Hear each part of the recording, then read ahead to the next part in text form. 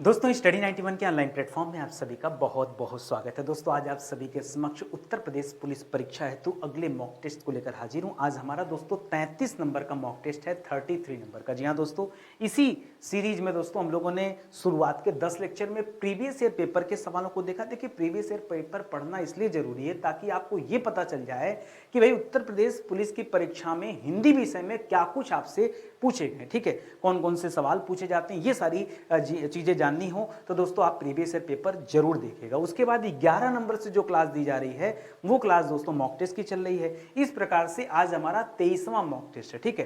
तो जब तक आपका एग्जाम चलेगा तब तक दोस्तों इस तरह के मॉक टेस्ट मैं आप सभी के लाते रहूंगा। और कंप्लीट हिंदी का मॉक टेस्ट है, एक बार आप कॉपी कलम लेके बैठिए और ये देखिए कि आपकी तैयारी कितनी बेहतर लेवल पर हो पाई है।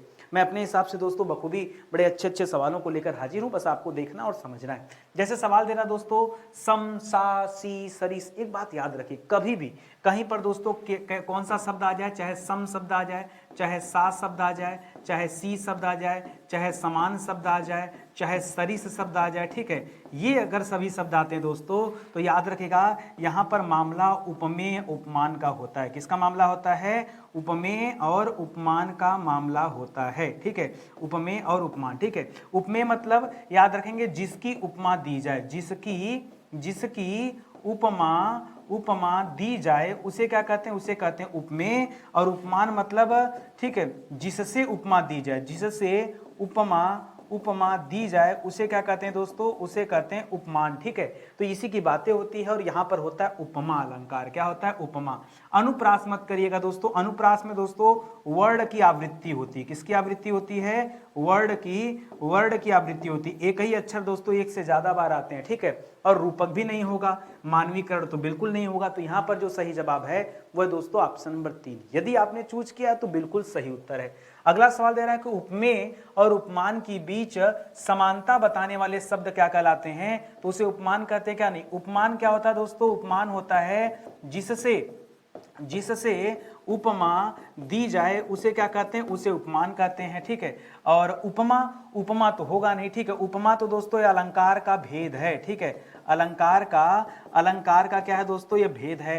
वाचक शब्द होता है दोस्तों, याद रखेंगे, रूपक नहीं, यहां पर क्या हो जाएगा? वाचक, ठीक है। ये जो दोस्तों कर रहे हैं समानता बताने वाले जो शब्द होते हैं ये क्या कहलाते हैं? इसे वाचक शब्द कहते हैं। क्या कहते हैं? वाचक शब्द कहते हैं। और यही आपका बिल्कुल सही जवाब हो जाएगा, ठीक है। ऑप्शन नंबर 3 आपका बिल्कुल राइट आंसर हो जाएगा। आगे बढ़िए। करा पवन तनय संकट हरन मंगल मूर्ति रूप राम लखन सीता सहित हृदय बसौ सुरभूप। ये लाइन आपको पढ़ने से याद आ रहा होगा कि इसे हम लोगों ने हनुमान चालीसा में पढ़ा। और मैंने क्या बताया?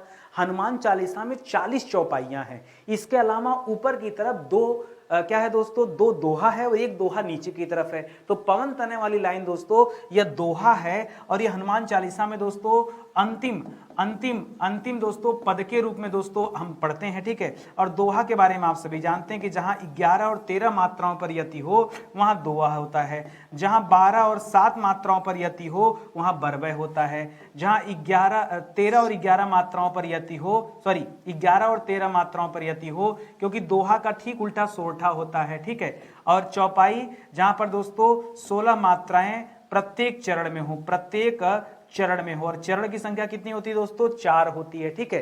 तो कुल मिला जुला के दोस्तों यहां सही क्या हुआ? दोहा जो है ये बिल्कुल सही जवाब है।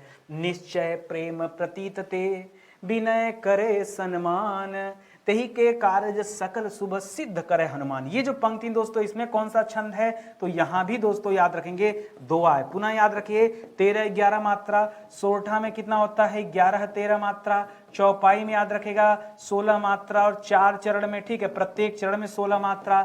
बरबे में क्या हो जाता दोस्तों? 12-17 पर यति होता है। कुल मिलाकर 12 और 7 19 मात्रा, 17 नहीं, 12 और 7, ठीक है।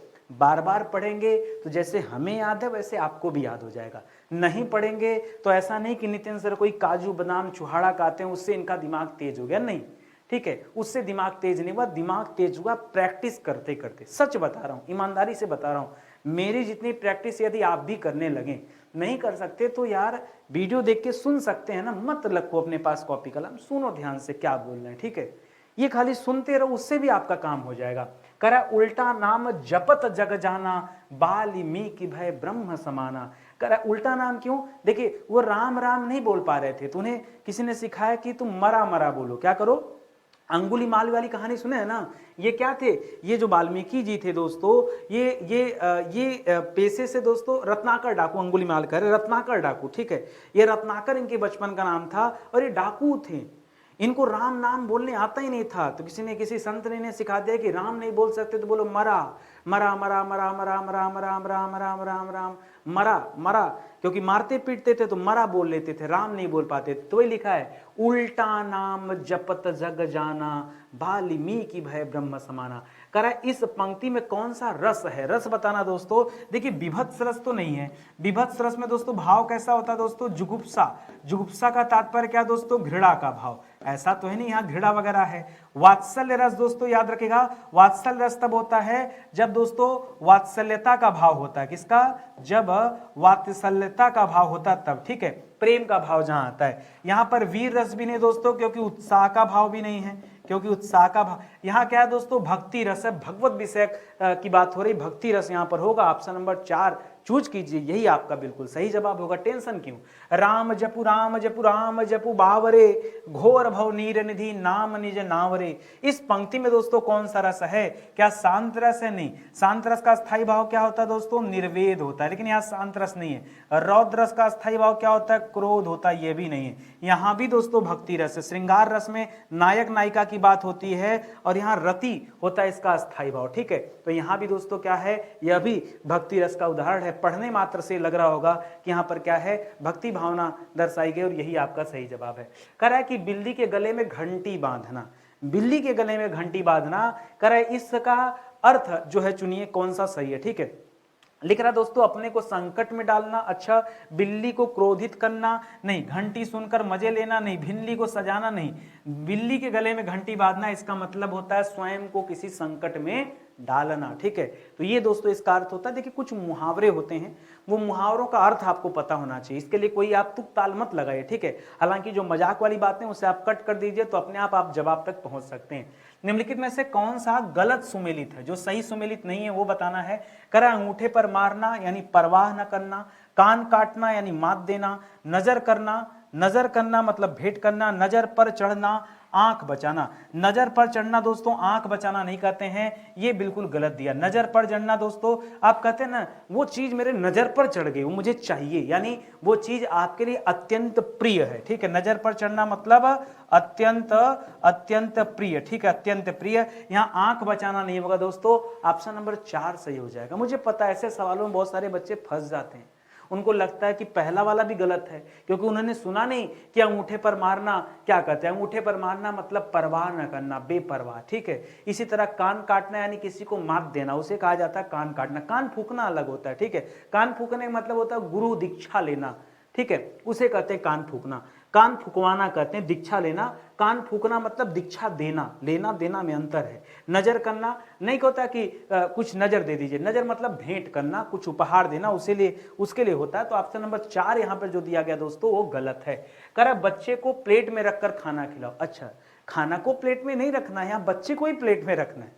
क्या समझ रहे हैं? बच्चे को प्लेट में रखकर खाना खिलाओ, ये तो गलत नहीं लग रहा आपको? सही करिए, इसे क्या होगा? करा प्लेट में बच्चे को, अच्छा प्लेट में बच्चे को रखेंगे तो एकदम गलत है, बच्चे को प्लेट में रखेंगे तो भी गड़बड़ है। बच्चे को खाना प्लेट में रखकर खिलाओ या खाना बच्चे को प्लेट में रखकर खिलाओ, ठीक है। तो यहां पर क्या हो जाएगा दोस्तों? 3 नंबर सही होगा। क्यों? बच्चे को खाना प्लेट में रखकर खिलाओ, यहां पर सब सही है। इसके ऊपर नीचे वाले जो वाक्य दिए गए दोस्तों वहां पद क्रम दोष है, वाक्य के जो शब्द हैं, ठीक है, उसका सही ढंग से जो है एडजस्टमेंट नहीं किया गया, इस वजह से गलत। अगर आप हेर फेर कर देंगे तो सही हो जाएगा। इसीलिए इस सवाल का जो सही उत्तर है ये ऑप्शन नंबर 3। बहुत आसान सवाल है, कठिन नहीं है, ठीक है। आगे देखिए, कह रहा मोहन आया और वह कहा, ठीक है, मोहन आया और वह कहा, यहाँ का इससे शुद्ध वाक्य में बताना है। तो कह रहा मोहन ने आया, ये तो गलत है। मोहन आया और वो कहा, देखिए वो लड़की नहीं जिंदगी है मेरी, वो शब्द हमारे हिंदी में यूज ही नहीं होता है, ये गाने वाने में यूज कर लो, सही है। वो बेवफा, ठीक है, वो बेवफा थी तो समझ में आता वो, ठीक है। तो यहां आप बात नहीं करेंगे वो की, क्यों? आपने हिंदी में कभी देखा? आपने यह सुना, आपने वह सुना, आपने ये सुना, आपने वे सुना, ये सब सुना, लेकिन कभी आपने वो सुना, ठीक है, वह आदमी अच्छा था, वो आदमी नहीं सुना, वह आदमी सुना। वह बेवफा थी, सही है, वो बेवफा थी, ये हमने हिंदी में नहीं पढ़ा, ठीक है। गाने में भले सुर सुर में निकल गया हो, लेकिन यहां आपको सुर नहीं भिड़ाना है कि दोनों गलत हो गया। कह रहा मोहन आया और मोहन ने कहा, तो 2 बार, ये तो वही वाली बात होगी, बेटा गाय पर निबंध लिख दो। बच्चे ने लिखना शुरू किया, गाय के पास 4 पैर होते हैं, गाय के पास 2 आंखें होती हैं, गाय के पास 2 कान होते हैं, गाय के पास 2 सींग होती है, ठीक है। ये तो गड़बड़ हो गया, सीधे लिखो ना, गाय के पास 4 पैर, ठीक है, 2 कान, 2 आंखें, 1 मुंह होता है कि नहीं। बार बार गाय गाय लिखने की जरूरत नहीं है। तो यहां भी दोस्तों वही चीजें गलत हो रही है। मोहन आया और उसने कहा, ठीक है, मोहन की बात ही कर रहा है, उसने कहा, तो ये दोस्तों एकदम परफेक्ट हो जाएगा ऑप्शन नंबर 4। मेरी बातें समझ में आ गया ना। एक बार इस तरह के सवालों को समझेंगे, ऑटोमेटिक आपका जवाब हमेशा सही होगा। करा हंस पद किस विराम का एक और नाम, हंस पद किसे कहते हैं? देखिए अगर हम बात करें पूर्ण विराम की, तो पूर्ण विराम दोस्तों ऐसे होता है, लेकिन अगर हम बात करें अल्प विराम की, तो अल्प विराम मतलब कामा होता है। अगर मैं बात करूं दोस्तों अर्ध विराम की, किसकी बात करूं? अर्ध विराम की, तो अर्ध विराम कहा जाता है सेमी कॉलम को। अगर मैं बात करूं दोस्तों किसकी, यदि मैं बात करूं उपविराम की, तो उपविराम दोस्तों ऐसे होता है, ठीक है। त्रुटि विराम दोस्तों लोप विराम, ठीक है। लोप चिन्ह दोस्तों कैसे होता है? लोप, ठीक है। तो लोप चिन्ह दोस्तों इस तरह से आप बना सकते हैं, लोप चिन्ह, ठीक है। यहां त्रुटि विराम हो जाएगा दोस्तों, बिल्कुल सही जवाब, ठीक है। त्रुटि विराम, जब कोई त्रुटि हो जाता तो वहां पर दोस्तों हंस पद का प्रयोग करना चाहिए। किसका प्रयोग करना चाहिए? हंस पद। जानते हैं, जैसे मान लीजिए आपने कुछ लिखा, जैसे मान लीजिए आपने लिखा मोहन आया और गायब कर दिया, वह कहा, तो यहां पर एक हंस पद लगा देंगे और इसके जगह पे दोस्तों आप इसका यूज कर सकते हैं, ठीक है। तो इसीलिए दोस्तों आपको बताया जा रहा है, यहां पर त्रुटि विराम हो जाएगा, लोप विराम मत कीजिएगा। लोप माने क्या हो जाता है? कुछ लुप्त हो गया। लुप्त होने के लिए डैश डैश का इस्तेमाल करते हैं, कभी कभी पॉइंट पॉइंट करके रिक्त स्थान की पूर्ति करो, वही हो गया, ठीक है। करा उसने कहा कि मैं घर जाऊंगा नहीं यार, लिख दो जाऊंगा, ठीक है। उसने कहा कि मैं घर जाऊंगा, ठीक है। करा यह किस तरह का वाक्य है? ठीक है, कहा कि, तो दोस्तों देखिए सरल वाक्य मत कीजिए, संयुक्त भी नहीं, यहां भी दोस्तों आप करेंगे मिश्र वाक्य। क्यों? अगर कहीं किसी तरह का दोस्तों कथन मिल रहा आपको, तो आप हमेशा किसका चुनाव करेंगे? की का, क्योंकि ऐसा ही दोस्तों आपने कुछ पढ़ा है। मेरी बात कोई नहीं पढ़ा, नहीं, कभी भी किसी के द्वारा कहा गया कभी कथन आ जाए ना, आप की करिए, आगे बढ़िए, काम खत्म। यहां मिश्र वाक्य कीजिए, सरल संयुक्त से कोई लेना देना। बच्चा सोचेगा कि भाई यहां सरल वाक्य है, यही सोचेगा, जबकि वो पढ़ता है मिश्र में क्या पढ़ता है कि यदि दोस्तों जब तब आ जाए, क्या आ जाए? जब तब आ जाए, या कहीं पर यद्यपि जद्यपि आ जाए, ठीक है, यद्यपि जद्यपि आ जाए, तभी दोस्तों इस तरह की चीजें मिलती है। या कहीं पर की शब्द आ जाए दोस्तों, वहां पर मिश्र या मिश्रित वाक्य ही होता है, ये दिमाग में रखिएगा। करा विशेषण और विशेष के योग से कौन सा समास बनता है? जहां विशेषण विशेष की बात आती है वहां कर्मधारय बनता है, क्योंकि द्वंद्व समास में दोस्तों दोनों पद प्रधान होते हैं। क्या होते हैं? यहां दोनों पद प्रधान होते हैं, जबकि कर्मधारय में क्या होता है दोस्तों? यहां उत्तर पद प्रधान होता है। उत्तर पद क्या होता है? प्रधान होता है, और विशेषण विशेष से आता है, ठीक है।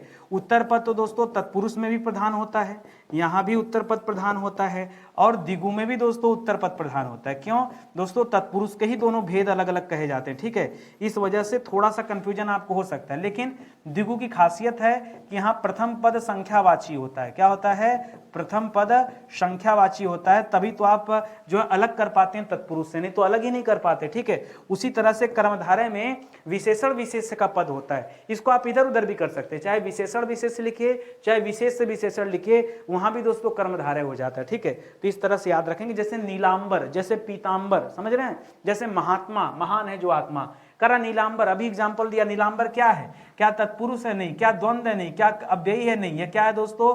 कर्मधारय समास है, ठीक है।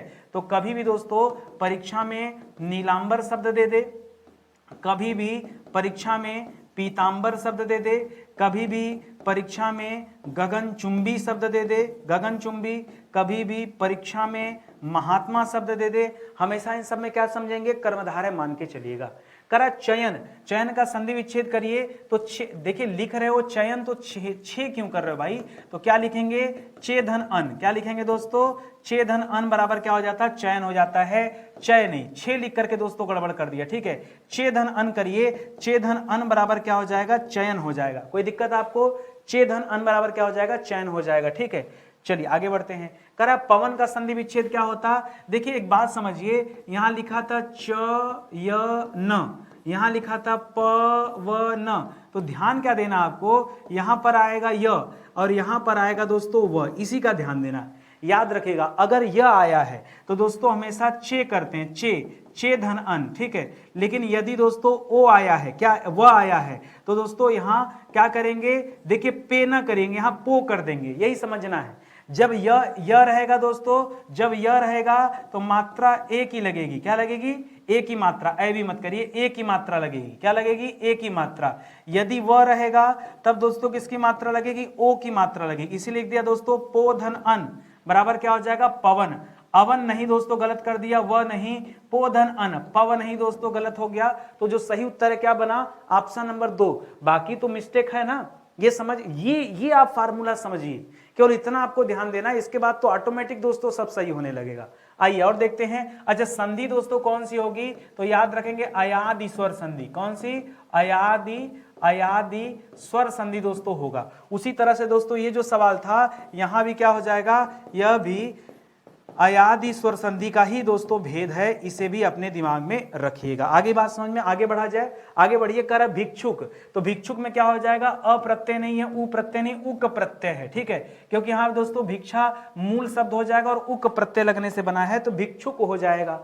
आगे लिख रहा है यदि बारिश होती तो सूखा न पड़ता, इस वाक्य में कौन सा काल है, देखिए संदिग्ध नहीं, ठीक है, दो ही मामला, संभाव्य भी नहीं, ठीक है।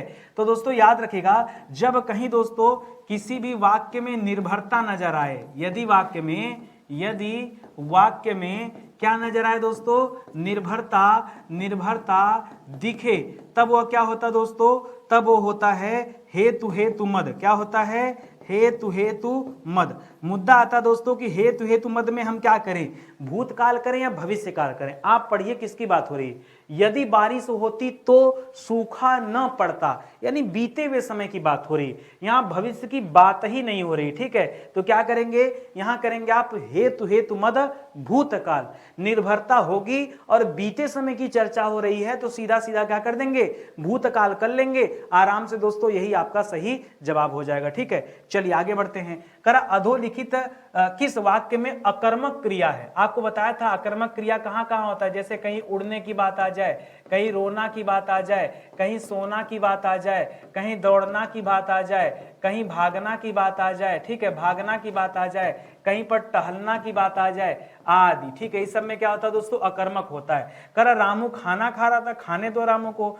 चालक गाड़ी चलाता, चलाने दो। श्याम हंसता है, तो हंसना भी याद रखेगा, हंसना, रोना, ठीक है, ये सब दोस्तों क्या होता है, अकर्मक होता है। माँ स्वेटर बुनती है, तो दोस्तों यहाँ पर ऑप्शन नंबर 3 आपको नजर आ रहा होगा, यहाँ पर कोई कर्म नहीं है, श्याम हंसता है। जहां कर्म नहीं होगा वही दोस्तों अकर्मक होगा। निम्नलिखित विशेष से विशेषण युग्म में से कौन सा गलत है, ठीक है, विशेष से विशेषण युग्म में से ताजी रोटी, तो यहां पर देखिए जो रोटी शब्द है दोस्तों, रोटी क्या है दोस्तों, यह विशेष से है, क्या है, एक तरफ ऐसे लिख लेता हूं मैं, एक तरफ लिख लेता हूं दोस्तों विशेषण शब्द और दूसरी तरफ लिख लेता हूं विशेष शब्द, ठीक है। तो देखिए कैसे, जैसे रोटी शब्द क्या है दोस्तों, रोटी विशेष है, और रोटी का विशेषता क्या है कि रोटी जो है वो ताजी रोटी है, ठीक है, ताजी रोटी है उसकी विशेषता है, ठीक है। उसी तरह से निष्ठ जो शब्द है दोस्तों, निष्ठ विशेष है और कर्म क्या है दोस्तों, कर्म विशेषण है। बिहुवल दोस्तों, बिहुवल जो शब्द है ये विशेष से है और भाव जो शब्द है ये विशेषण है। लेकिन सर्वसुलभ दोस्तों ये गलत हो जाएगा, सर्वसुलभ, सर्व और सुलभ ये दोनों ही दोस्तों विशेषण है, इस वजह से ये हो गया गड़बड़। आपसे पूछा क्या है, कौन सा गलत है, ये समझिएगा, ये बहुत अच्छे, ये अपने आप में बहुत डिफिकल्ट सवाल है। कई बार बच्चों को लगता है कि नितिन सर बड़ा आसान सवाल लेकर आते हैं, ऐसा नहीं है, हम वही सवाल लेकर आते हैं जो आपके परीक्षा के लिए इंपॉर्टेंट है।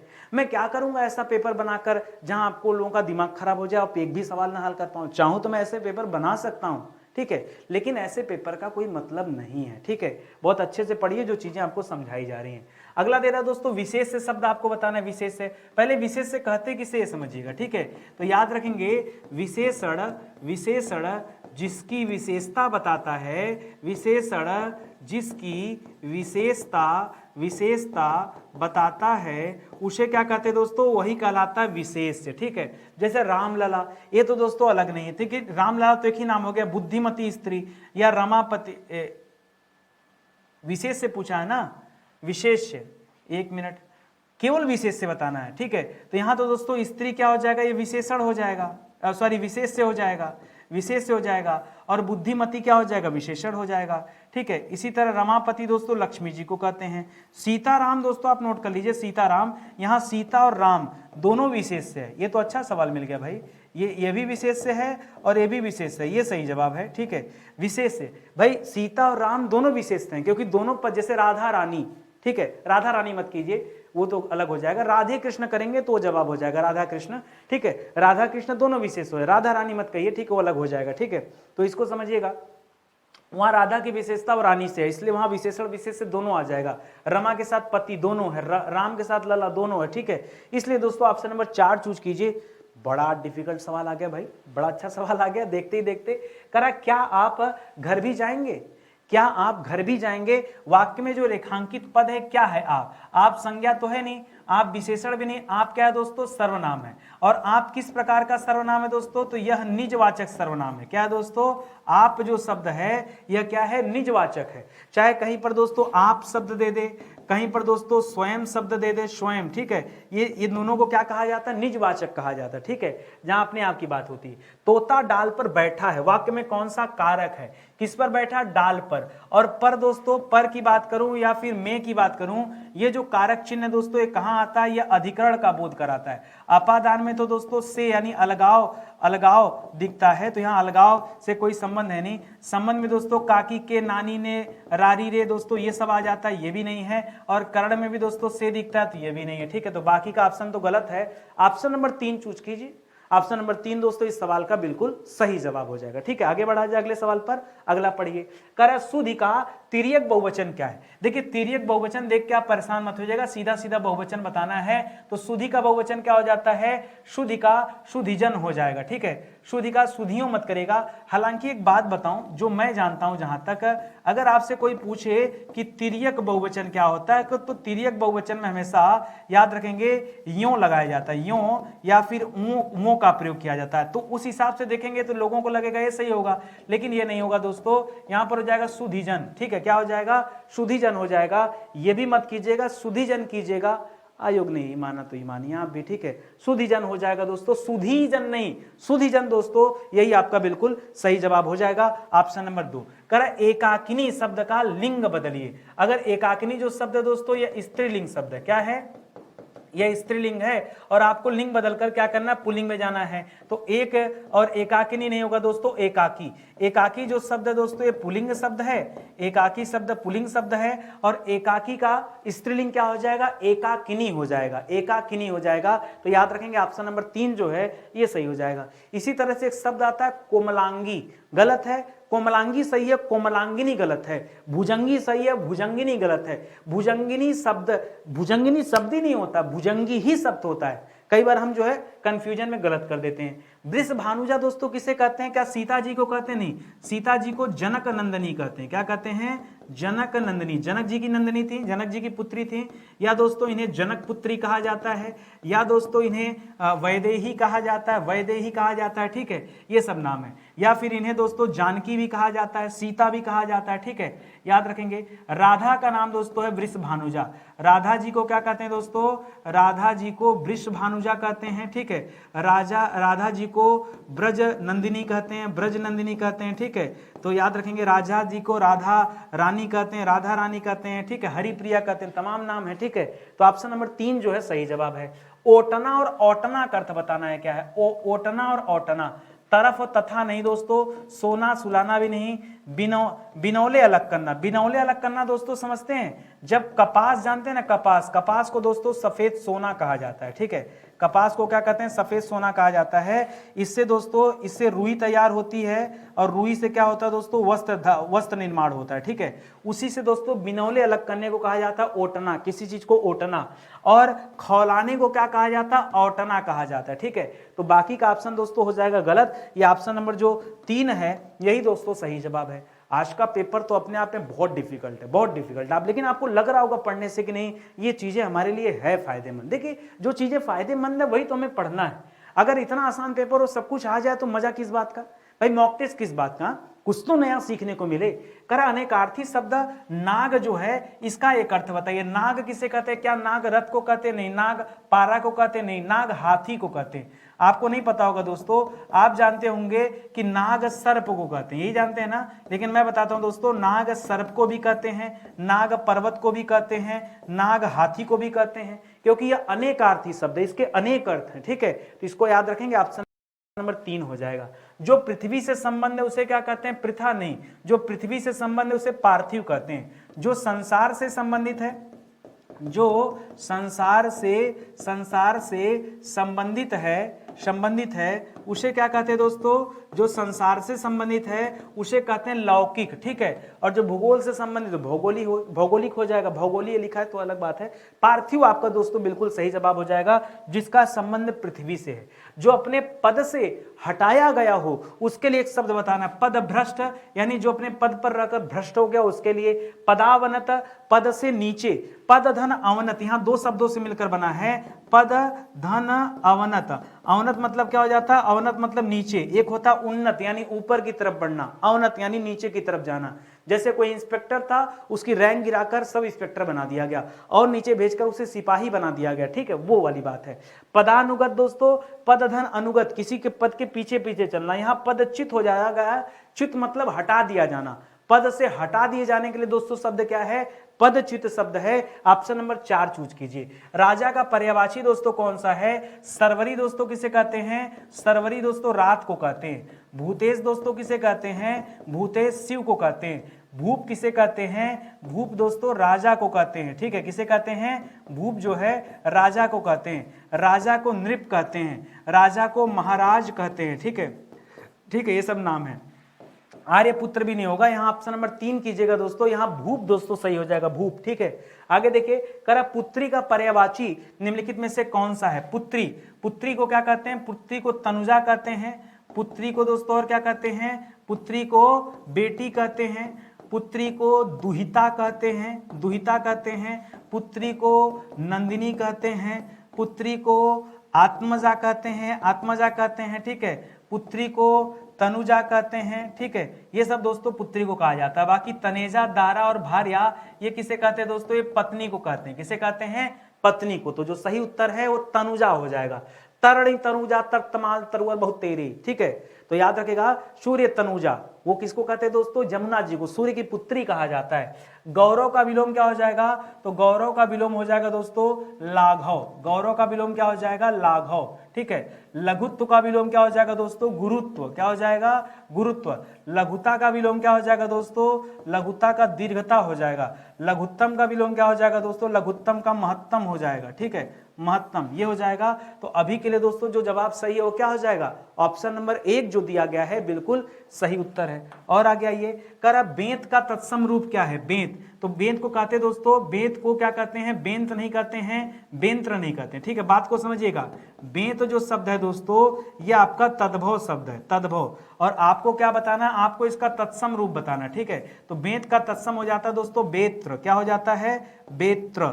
अच्छा एक बात है, कहीं कहीं बेत्र लिखा हुआ मिलता है और कहीं कहीं पे दोस्तों क्या मिलता है, बेत्री लिखा हुआ मिलता है। तो दोनों में से इन दोनों को तत्सम माना जाता है। अब बताइए, आपके सामने जब परीक्षा में दोनों ऑप्शन होगा तब दोस्तों आप क्या करेंगे। ठीक है, तब क्या करेंगे, ये जो अभी बाद में लिखा हूं ना इसको मत कीजिएगा, केवल और केवल यही वाला ऑप्शन कीजिएगा जो आपको समझाया हूं मैं। ठीक है, तो जो सही उत्तर क्या हो जाएगा, बेत्र करिएगा, बेत्री मत कीजिएगा। ठीक है, ये ऑप्शन नहीं मिले तब ये त्री वाला लीजिएगा, नहीं तो मत लीजिएगा। ठीक है, कौन सा शब्द तत्सम है। ठीक है, सुन्नर का तो दोस्तों क्या हो जाएगा, सुन्नर तो अलग है। सुन्नर का क्या हो जाता है दोस्तों, सुन्नर का सुंदर हो जाता है। क्या हो जाता है, सुंदर। अपजस का क्या हो जाएगा, इसका हो जाता है अपयस, ये हो जाता है। अक्षर का दोस्तों यहाँ छत्री वाला छ होता है, यही जो है दोस्तों यही बिल्कुल सही है। शुश्रूषा, यहाँ पर दोस्तों अगर स बड़ा सा की जगह छोटा सा लिख देंगे तो वही दोस्तों तद्भव हो जाएगा। भांवर, भांवर का शुद्ध रूप क्या हो जाएगा दोस्तों, तो भांवर भंवर को कहा जाता है। भ्रमर मत कर दीजिएगा, अगर आप लिखते हैं दोस्तों भ्रमर ना, तो भ्रमर किसे कहते हैं, भ्रमर दोस्तों भौरा को कहते हैं। किसे कहते हैं, भौरा को। और ये क्या है दोस्तों, ये तत्सम तद्भव। ठीक है, भ्रमर जो शब्द है तत्सम है, भौरा जो शब्द है दोस्तों ये तद्भव शब्द है। ठीक है, करा स्पर्श व्यंजन, कंठ ध्वनि और अघोष भी चाहिए, महाप्राण भी चाहिए। एक को एक्सप्लेन करते हैं। बताइए स्पर्श में क्या आता है, क से लेकर म तक जितना कुछ भी है सब स्पर्श में आता है, ठीक है। तो बताइए ये स्पर्श व्यंजन है कि नहीं, बिल्कुल है, ठीक है। उसके बाद ग बताइए स्पर्श व्यंजन है कि नहीं, ये भी स्पर्श व्यंजन है। ख भी दोस्तों स्पर्श व्यंजन है ना, यह भी स्पर्श व्यंजन है। क्या घ स्पर्श व्यंजन है, यह भी स्पर्श व्यंजन है। यहां तक तो बात सब सही है।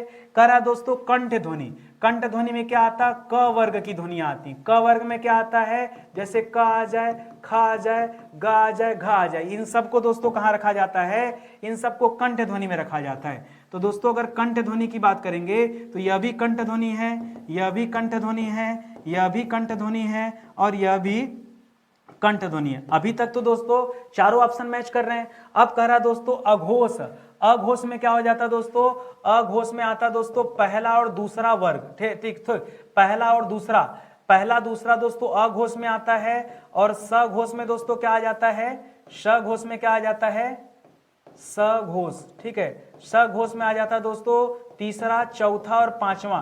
तो 3, 4, 5 नंबर पे जो होता है वो सघोष हो जाते हैं, ठीक है। आइए देखते हैं, जैसे पहला वाला ले लेंगे दोस्तों तो यह अघोष है, पहला वाला अघोष है। दूसरा वाला दोस्तों क्या हो जाएगा, ग तीसरे नंबर पे आता है तो ये सघोष हो जाएगा।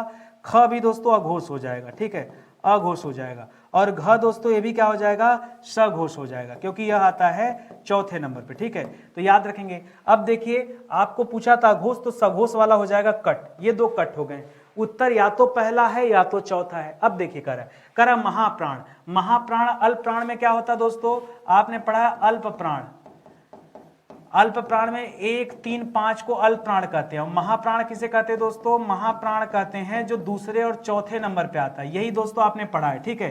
तो देखिए जैसे जिसके उच्चारण से कम हवा बाहर निकले, क कम हवा बाहर निकल रही तो अल्प प्राण, ख ज्यादा हवा निकल रही तो महाप्राण।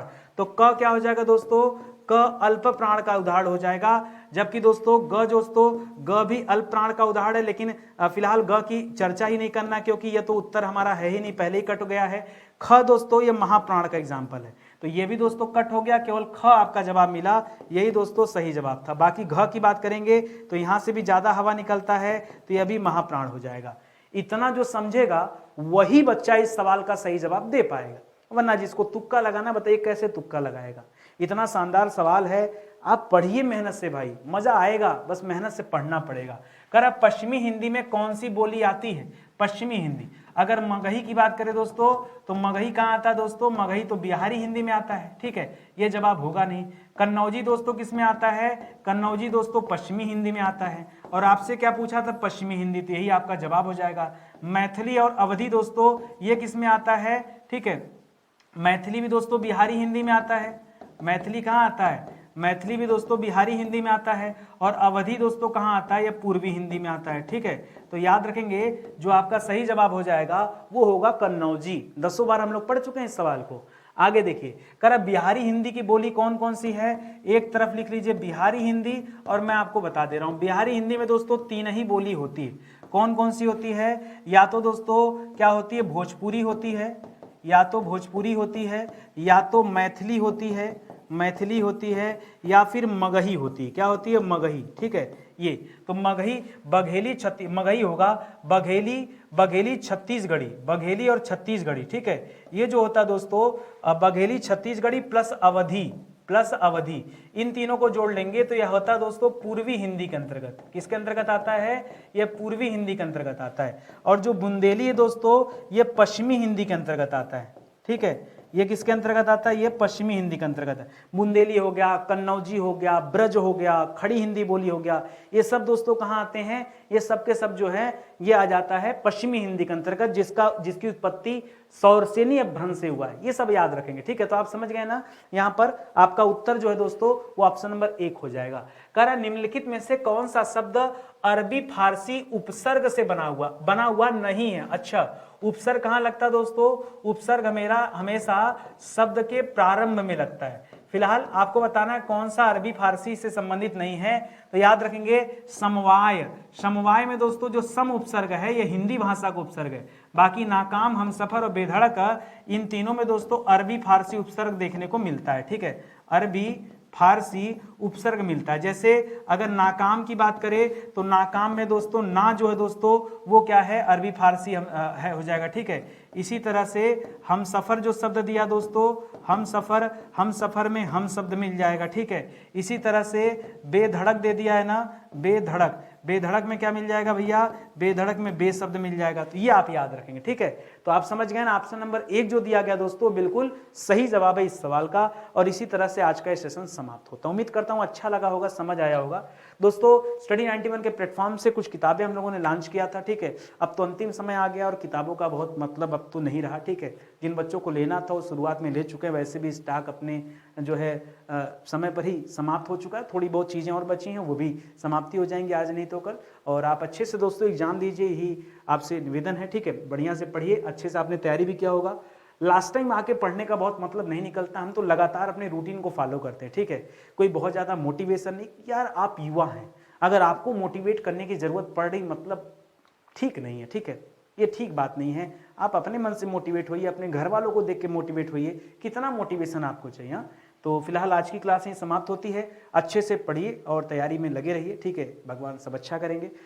इस क्लास के अगर आपको पीडीएफ चाहिए तो स्टडी 91 के वेबसाइट या एप्लीकेशन पे विजिट कीजिए, वहाँ पीडीएफ के सेक्शन में जाइए, वहाँ पर एक एक पीडीएफ दोस्तों अपडेट किया गया है।